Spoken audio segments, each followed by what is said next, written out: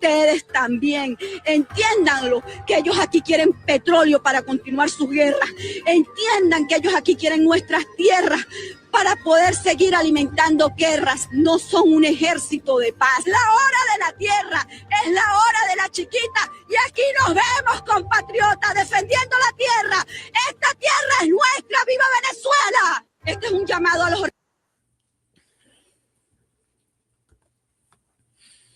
She kind of made me tear up a little bit. We need more people like that in this country. Yeah, she kind of got me a little teary, man. Like, that's the type of shit that I love to see, man. Like, when people is just like, really were ready to fight for their shit, you know? Lizzie brings up a really good point. Remember, the concentration camps were in Poland, not Germany. Yep. Yeah,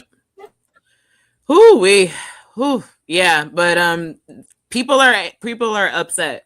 People are angry, and I think we have hit. Just because Americans haven't had enough doesn't mean the rest of the world hasn't had enough of this fucking bullshit. Don't get it twisted, okay? Americans, we are not the only people that live here and on this planet, okay? And once people around the world has had enough, they're about to whoop our ass, bro. We about to get jumped from each and every side. Rightfully fucking so. We need a timeout. I highly suggest we get our shit together before we get fucked up out here. Oh, yeah, this is did we talk about the connection between Iran and Venezuela yet? I don't think we have. Oh, I mean, okay, so I will let you guys know this, you guys.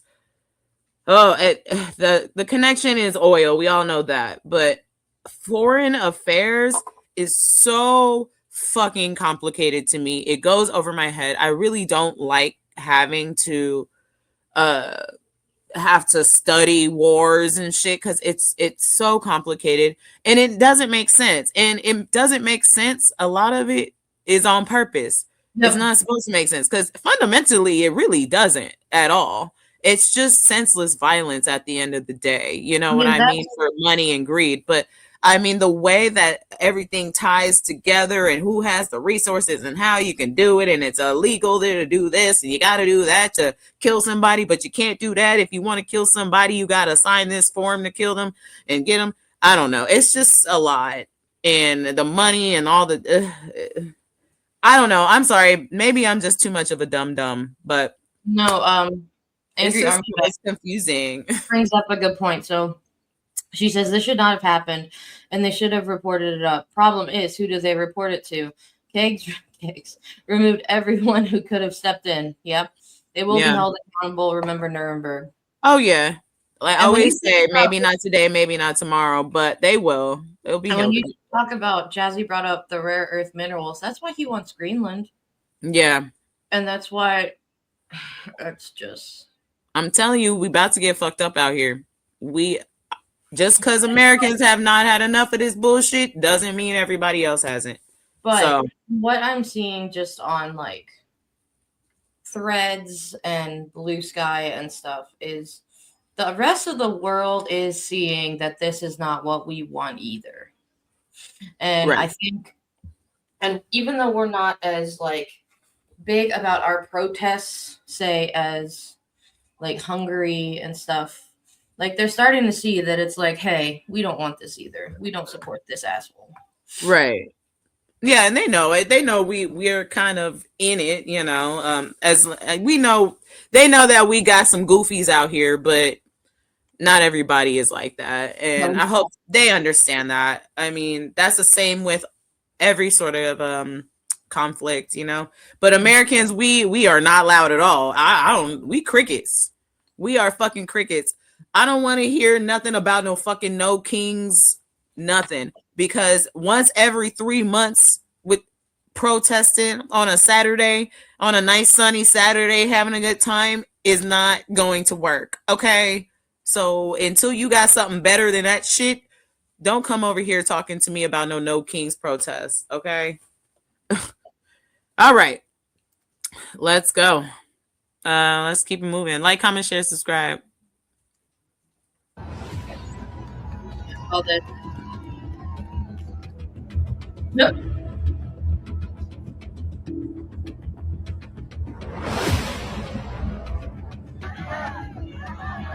Everybody else is protesting. Where the fuck we at?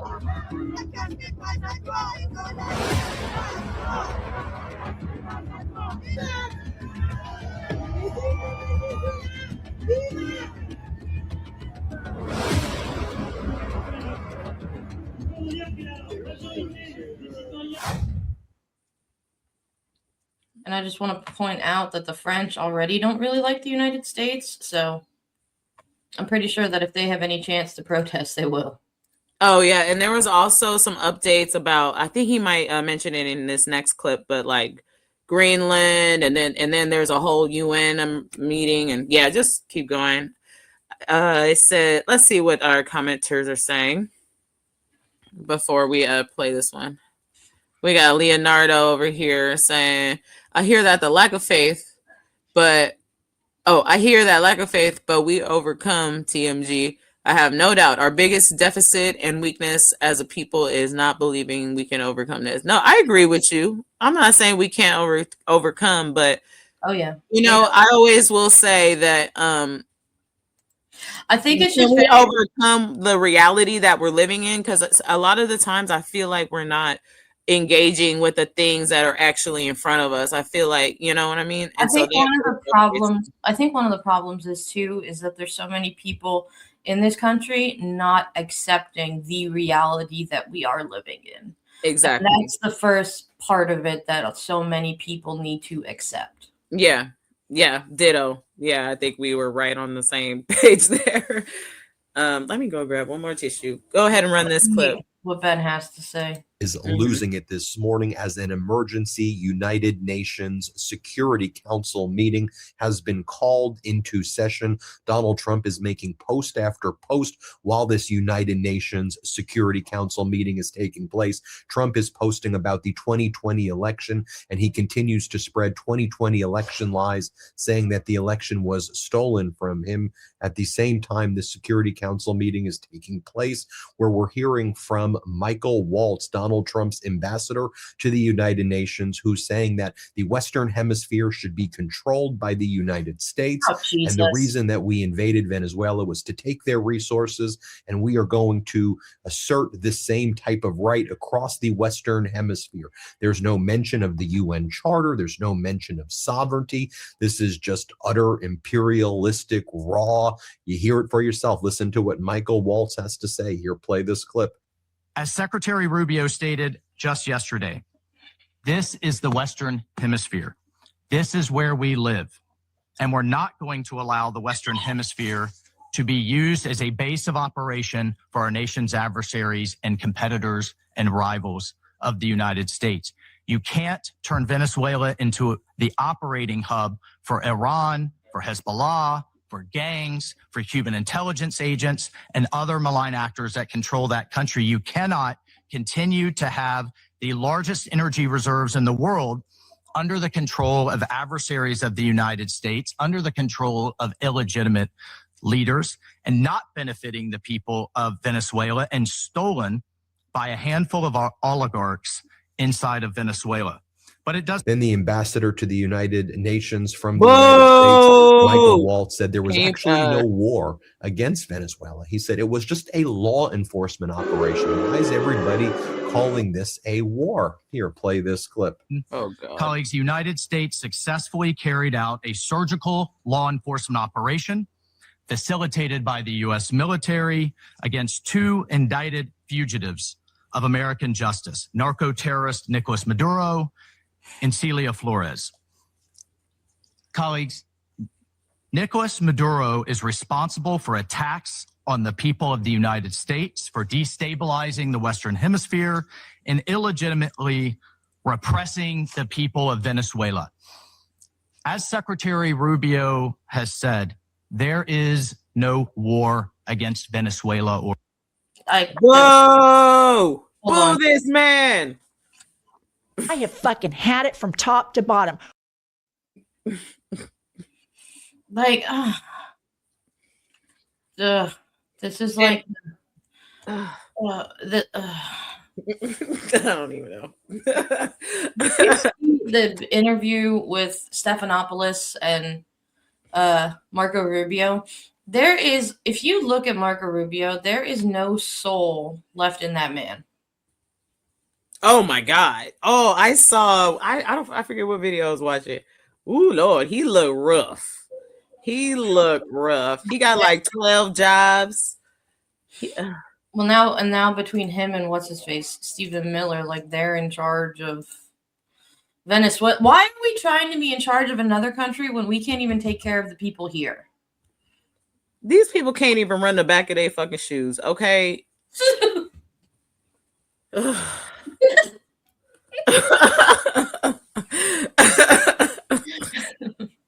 We've officially, by the way, hit double digits on our... Yay, it's our first double-digit stream. I'm going to remember this day. Oh, it went back to 9. Yay, but I synced it with my eyes. Yeah, see, there we go. Thank you. I needed some confetti. Yeah.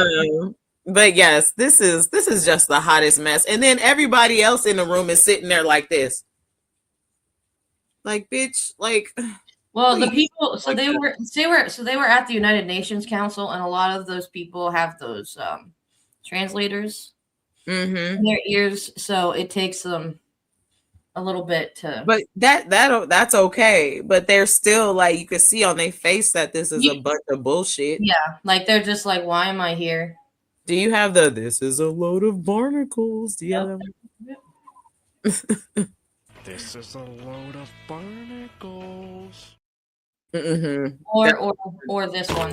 Hey pal, you just blowing from Stupid Town? Oh, Leo, thanks for coming through. We're always here, and you know where to find us anytime. But thanks so much for being here. It was a pleasure. Side note: Stephen Miller and his wife look like siblings, and they're respawning again. Lizzie. Like, why? Ooh. I feel like between the Millers and Caroline Levitt, it's like 2 devil butt babies are coming into the world. Them butt babies is coming out. Them Satan butt babies. I'm convinced they're siblings. They do. Their vocal inflections are exactly the same. And it's really scary. Anyway. Let's keep going. 2 countries have just now announced travel bans on U.S. citizens in direct response to Trump's new travel ban. Earlier this month, Trump expanded visa restrictions on 39 countries, with full and partial bans set to take effect January 1st, 2026. The White House says it's about security, but now other countries are responding with one word: reciprocity. Mali and Burkina Faso have both confirmed they're banning Americans from entering their countries, saying U.S. citizens will now face the same restrictions their citizens face trying to enter the United States. Mali's foreign ministry made it explicit: if their citizens are restricted, Americans will be too. Burkina Faso echoed the same reasoning. And they're not alone. Niger has gone even further, announcing a permanent ban on visas and entry for all U.S. nationals. Chad also suspended visas for Americans earlier this year after landing on an earlier U.S. ban list. So while the administration frames this as protecting Americans, the real-world results is Americans losing access abroad, country by country. And January 1st is just the beginning. 2 countries... Well, like I said, you guys, people are not about to be fucking with us no more. I'm telling you. They already don't.